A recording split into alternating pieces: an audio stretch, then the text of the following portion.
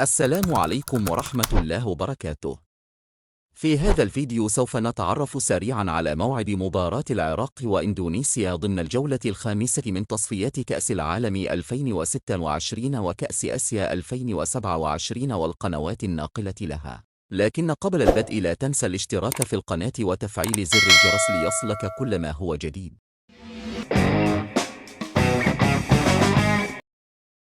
يتصدر المنتخب العراقي المجموعة السادسة برصيد 12 نقطة بعد فوزه الساحق على منتخب الفلبين ب5 أهداف نظيفة، وبذلك يضمن تأهله رسميا إلى كأس آسيا المقبلة. ويحتل المنتخب الإندونيسي المركز الثاني ب7 نقاط، يليه في المركز الثالث المنتخب الفيتنامي برصيد 3 نقاط، ثم المنتخب الفلبيني بنقطة واحدة. أما موعد المباراة فهو يوم الخميس الموافق ل6 يونيو 2024 في تمام الساعة 9 مساء بتوقيت العراق ومكة المكرمة، ويمكنك مشاهدة المباراة حصريا عبر قناة العراقية الرياضية والعراقية الرابعة.